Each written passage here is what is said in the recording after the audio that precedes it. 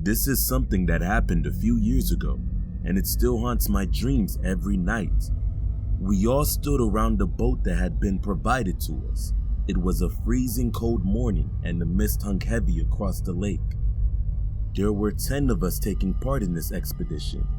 It was led by a professor named Alan Connors, who had convinced some people with deep pockets to fund this. The rest of the team were made up of grad students and also 2 drivers whose job it was to control the 2 submersibles that had been provided. The other grad students were very giddy as they suspected that they had been specifically chosen by the professor. I knew that they had probably chosen us because he wouldn't have to pay us. The professor clapped his hands and we began to climb into the submersibles we were designated to. I was relieved that I wasn't claustrophobic, as it was beyond cramped in here. One of the other students, Adam, joked that he hoped that no one had beans last night, as a fart would probably suffocate us. It was met with half-hearted groans as he smiled away to himself. The professor gave him an annoyed look which wiped the smile off of Adam's face. I watched through the window as we were carefully lowered into the water. I felt a shiver run up my spine as we were finally fully submerged. Our pilot Billy started moving us forward and was using the sonar to see if he could find anything else down here. The lights from the sub lit up the lake and it gave the water an ominous look. We saw very little in the first hour or two, apart from a couple of startled fish who swam away almost as soon as they appeared. The other submarine came in over the intercom and announced that they had found an underwater cave. The professor instructed Billy to head over to the other sub so we could check it out. We moved both of the subs into the cave and sank down for almost a minute.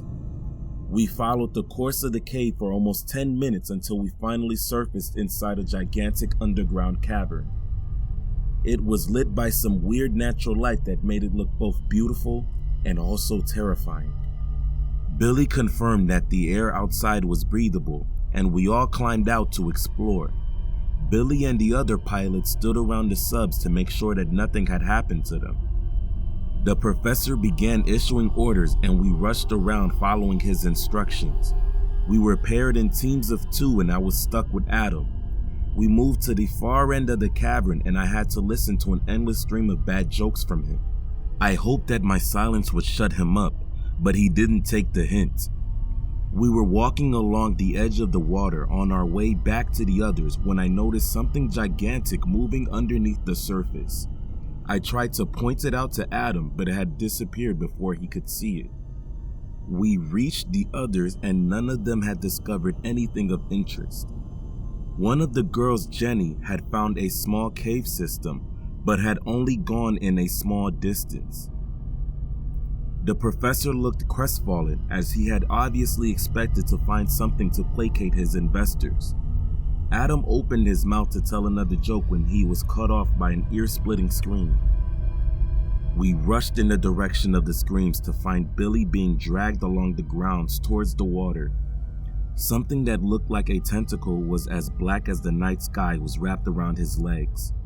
Billy's face was contorted into a look of pure agony. I grabbed onto his arm and Adam grabbed the other and we attempted to pull him free. Another student, who I think was called George, rushed forward and began stomping on the tentacle. Another tentacle came out of nowhere and smashed into George and sent him flying across the cavern. I heard a sickening thud as his body collided with the far wall. We managed to pull Billy free in this time and began to move as far away from the water as possible. Billy kept screaming at the top of his lungs as his legs had been crushed. We watched as dozens of tentacles appeared out of the water and dragged the submersibles beneath the surface. The other pilot was nowhere to be found and I assumed he had already been dragged to his death. We gathered at the far corner of the cavern and tried to plan how we could escape.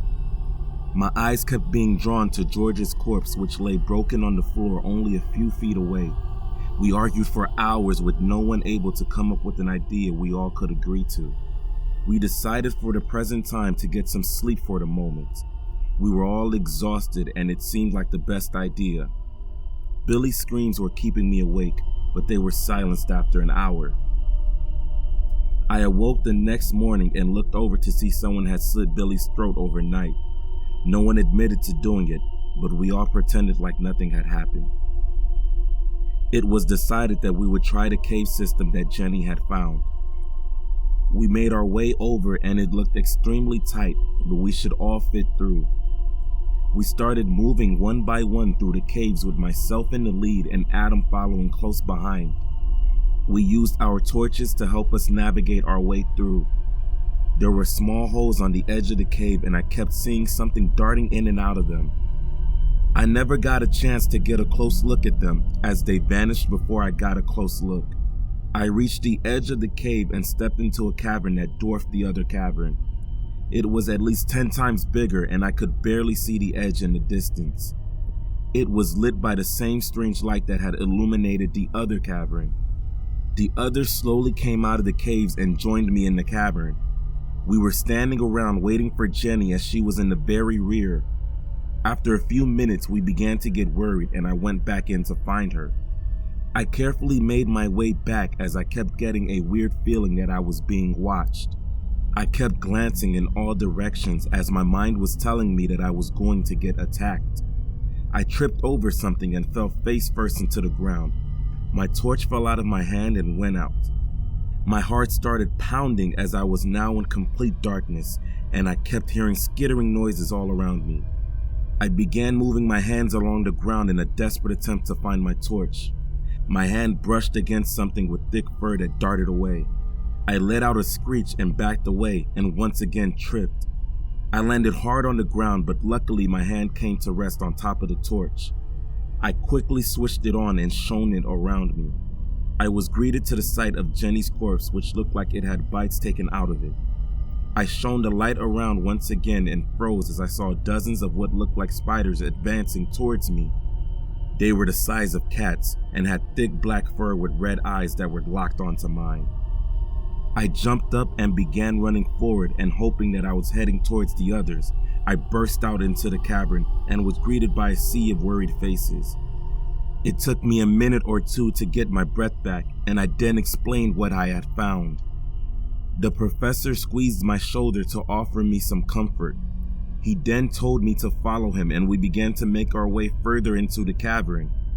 It became clear that we were on a higher part of the cavern and we reached an edge that gave us a view of what was below. I let out a gasp as I gazed down at the floor, which was littered with thousands of bones. Even from the distance they seemed enormous, as if it was an elephant's graveyard. Many of the bones still had flesh on them, so we know that they had recently died. We went back to the others and we agreed to move down into the lower part of the cavern and see if there was anything on the far side. We all walked in silence as we passed by the bones. They were awe-inspiring, closer up as you could walk between them with your arms outstretched and not touch the opposite side. Whatever animal these belonged to was larger than any of us had ever seen. I froze when we heard a noise in the distance and rushed to cover. We then watched as a creature that looked like a dinosaur appeared out of the water and was pooling at the edge of the cavern. It began moving towards us in a lethargic way. It had a long neck that reminded me of a giraffe and a big bloated belly. I recognized it immediately as it looked like the pictures of the Loch Ness Monster that had been circulating for years. It stopped a short distance from us and then rolled over dead. The professor began moving forward and I yelled at him to stop. He either didn't hear me or ignored me as he kept going. He placed his hands on Nessie's stomach and then let out a yell of triumph. He then turned to us and told us to take some pictures so that he can show everyone what he had found. Before any of us could reach for some cameras, there was a ripping sound and Nessie's stomach suddenly exploded. Thousands of those little spiders flooded out and quickly engulfed the professor. His screams were quickly silenced as they feasted on his flesh. 3 of the other students were consumed by the spiders before they even had time to react.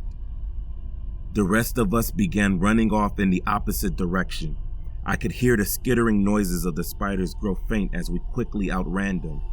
We reached another system and rushed inside. It was now just myself, Adam, and another student named Lily. We used our torches and moved forward for almost an hour. We decided to try to get some sleep as we hadn't seen anything else living in quite some time. I had a dream of spiders feasting on my eyeballs and awoke in a cold sweat. We ate our meager supplies the next morning and then set off. We reached a room that was lit by sunlight that was streaming from high above.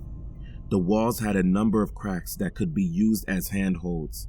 We started carefully climbing with me once again leading the way. We were halfway up when I heard a scraping noise below and I looked down to see Lily losing her grip and then begin to fall.